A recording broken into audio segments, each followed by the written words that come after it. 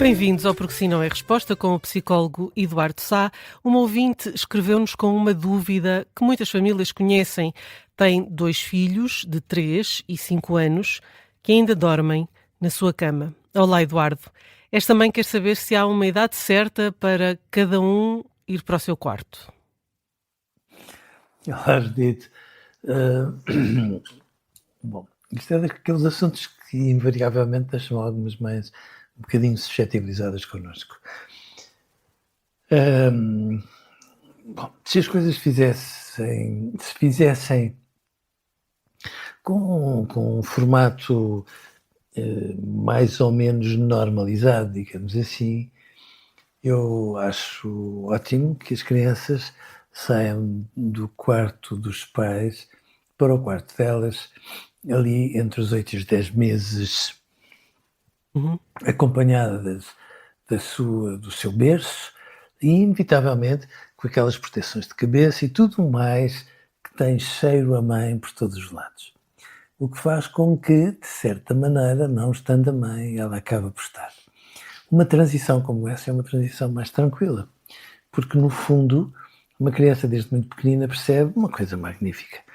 É que se diz, ai, a mãe lá está, se chora porque tem medo de um pesadelo, o pai dá uma ajuda e portanto, estando tecnicamente sozinha, se calhar está muito menos do que pode parecer, e inaugura-se dessa forma um movimento de autonomia que depois salta para a maneira como ela vai começar a gatinhar e depois a falar e por aí adiante. Chegados aqui aos 13 e aos 5, dito, esta mãe, a certa altura, vai ter que compreender que estas crianças são magníficas, têm os ímpetos reivindicativos das melhores centrais sindicais e, portanto, não vão aceitar, por mais que a mãe tenha os argumentos aparentemente mais sofisticados, mais lisonjeantes, vocês já são os homens, vá, e outras coisas do género. Eles não vão aceitar uma mudança sem que, a certa altura, haja ali um período de um certo braço de ferro. Habitualmente eu costumo sugerir que seja à sexta-feira, porque sábado, enfim, podes dormir até mais tarde e porque nesse mesmo dia, porque o domingo vem logo a seguir, se cria ali uma tendência para que isso aconteça. Os pais muitas vezes dizem o quê? Sim, mas eu deixo lá e eles levantam-se e vêm ter connosco. Sim, o braço de ferro entra justamente aí. Agora, o que eu acho importante é que os pais percebam que ninguém quer fazer disto uma solução rígida. Há sempre aquelas noites em que uma criança está meio adoentada e se ficar por ali é muito mais fácil para os pais. Há sempre aquelas circunstâncias em que a mãe e o pai decidem dar um reforçado a um deles e hoje dormes tu, amanhã dorme o mano, e de repente eles percebem que não perderam nada, os pais continuam lá com o mesmo coração e a mesma disponibilidade que já tinham, mas quanto mais depressa puderem introduzir este tipo de mudanças, mais se ganha, porque as crianças autonomizam-se na vida delas da noite para o dia. Primeiro começam a adormecer sem os pais, depois a dormir sem os pais, depois a passar sem eles durante tanto tempo, nomeadamente para tudo o que lhes for essencial e, portanto, de grau a degrau, torna-se muito mais fácil e menos tumultuoso o crescimento. Estas crianças vão sentir essa saída da rotina, porque isto passou a ser uma rotina, como uma perda? Não como uma ofensa. Como uma verdadeira ofensa. Perder, eu não acho que seja a palavra correta, porque vão continuar a ter mãe e pai, nomeadamente esta mãe tão dedicada, vão continuar a tê-la, vão perceber que no fundo têm os seus espaços, com tudo aquilo que é deles, podem dormir equipados com uma equipa de ursos de peluche, como tantas vezes eles fazem, podem no fundo ter o seu pequeno mundo adjacente ao da mãe e com a mãe sempre por perto. Não é por aí que eles vão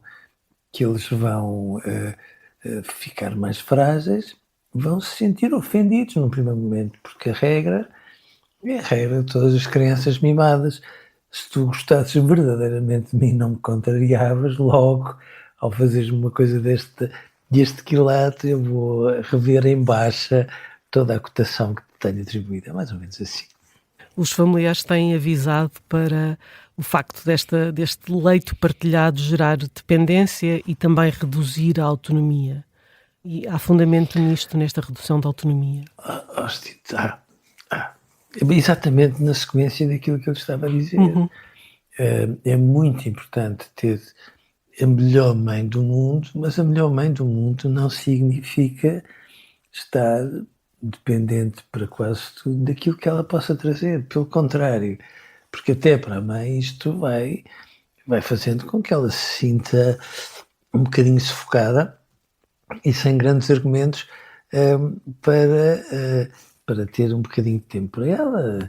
Porque é que as mães têm sempre aquela máxima que diz: eu só queria, não é quero, eu só queria ter 5 minutos para mim, por causa disto.